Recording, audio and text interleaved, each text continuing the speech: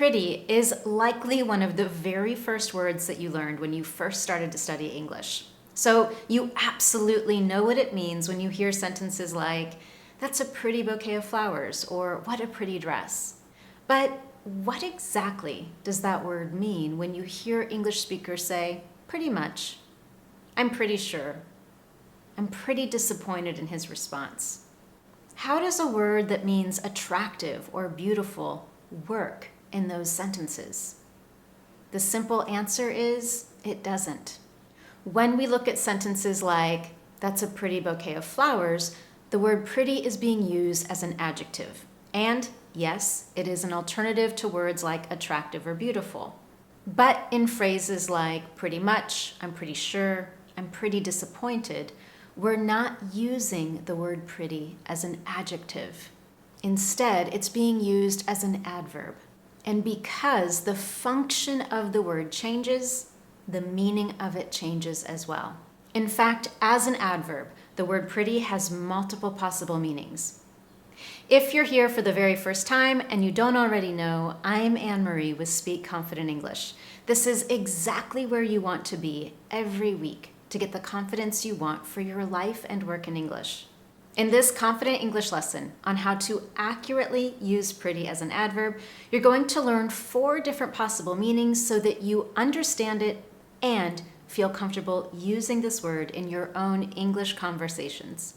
Plus, at the end, I'll share tips on how you can easily identify which meaning someone else is using when they use the word pretty as an adverb.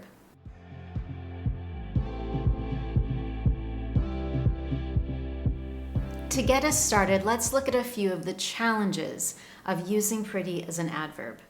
Sometimes when we hear the word pretty in a sentence, it doesn't seem to add any meaning at all. And at other times, the use of the word pretty as an adverb can raise questions about the speaker's intention. Sometimes it's used to intensify meaning, like putting a strong underline under a word and bringing focus to it. Other times, the word weakens the meaning. All of this depends on the speaker's intention. Thankfully, we're going to address these challenges in our lesson today. Before we do, I want to share one piece of good news. The word order never changes. When we use the word pretty as an adverb, it is always followed by an adjective or another adverb. I know I'm using a lot of English grammar jargon, so let me give you 2 clear examples so that we can see this word order. Example number 1, he completed his homework pretty quickly. So I've got the adverb pretty followed by another adverb, quickly. Example number 2, he thought the homework was pretty easy. Again, the adverb pretty followed by an adjective, easy. Now that we've got that, let's get into the 4 different possible meanings of the word pretty as an adverb. Number 1 is pretty intensifies. English speakers can use the word pretty to replace words like very or really. For example, we had a pretty productive discussion in the meeting today. My daughter's pretty talented when it comes to music. She can pick up any instrument and start playing. The meeting went pretty smoothly. In all 3 of those examples, I'm using the word pretty as an adverb to intensify, as a replacement for the word very, and there's a positive focus. I can use pretty with a negative focus as well. For example, that was a pretty horrible thing to say. I was pretty worried my son would get sick. Listen carefully to some of the differences in my tone and intonation between the positive and negative focus. That was a pretty productive meeting today. I'm pretty worried about my son. What do you notice? I tend to use a higher tone and rising intonation when I have that positive focus. That was a pretty productive meeting today. I'm pretty worried about my son. That was a pretty horrible thing to say. When I have a negative focus, you can hear it in my tone of voice and with my falling intonation. Now let's move on to the second meaning of the word pretty as an adverb, and here's where it gets a little tricky. I just told you that pretty can be used to intensify. it can also be used to weaken. English speakers will use pretty to soften an adjective or an adverb, just like we can use pretty to replace very or really. It can also replace words like slightly, fairly, or quite. For example, I'm pretty certain Tom will be here on time. In that example, I could also say, I'm fairly certain, I'm quite certain. I'm softening my certainty. I'm weakening it. Another example, Michael should be here pretty soon. Now that we know that pretty can be used to intensify and weaken, let's go on to number 3. Pretty approximates. We use it to express that something is more or less, or almost as we describe it. For example, that's pretty much all I have to say on this issue. Considering the housing market, I think their offer is pretty fair. Are you finished with your report? Pretty much. In all of those examples, I may not have exactly the offer I want, or I may not be 100% completely done with my report.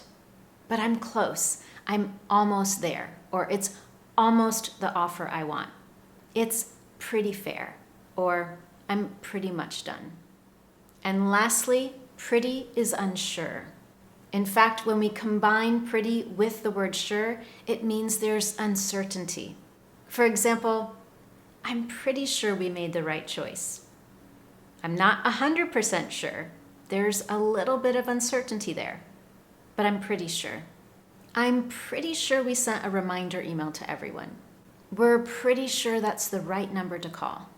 Before we get into how you can identify what meaning a speaker intends, let's pause here on this last example of pretty sure being uncertain and talk about intonation.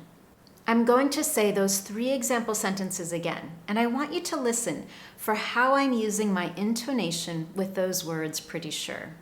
I'm pretty sure we made the right choice. I'm pretty sure we sent a reminder email to everyone. We're pretty sure that's the right email to call. What do you notice about my intonation when I say pretty sure? Am I going up or down? I'm pretty sure we made the right choice. I'm pretty sure we emailed everybody.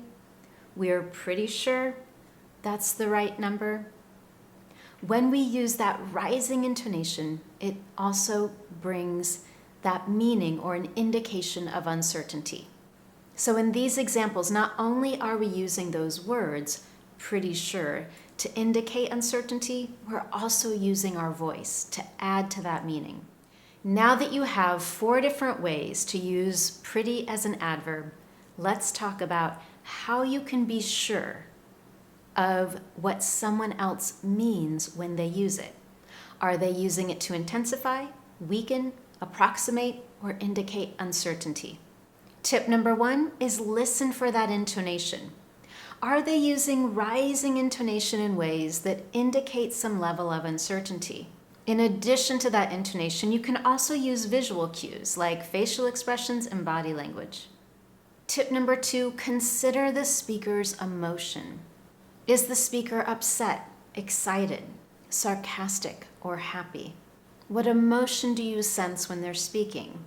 Of course, we can also use the adjectives that follow. If someone says, that was a pretty horrible thing to say, because we're using the word horrible, we immediately know that there's a negative tone there. But if someone says, I'm pretty excited about my vacation, again, we can use that as an indication of using pretty to intensify and indicate a positive feeling. Tip number 3 is analyze the context. This is something my fluency school students are definitely familiar with. When you consider context, what that means is you're not just listening to that one word or even that one sentence, but you're looking at the whole picture. So you have to consider all the other sentences that were said prior to the sentence that includes that word pretty. All of that together will give you a clear picture of the speaker's meaning. To finish this lesson today on how to accurately use pretty as an adverb, I'd love to finish with a question. I'm curious if you had an aha moment while listening. Now, if you're not sure about that phrase, an aha moment is a moment of clarity or when you realize something that you were unsure of before. Perhaps you've heard English speakers use pretty in one of these ways and you never really understood why they were using that word. So if you've had an aha moment after this lesson, I'd love to hear about it. The best place for you to share is in the comments below. If you found this lesson useful to you, you can tell me in one very simple way. Give it a thumbs up here on YouTube, and while you do that, also click subscribe so you never miss one of my Confident English lessons. Thank you so much for joining me, and I look forward to seeing you next time.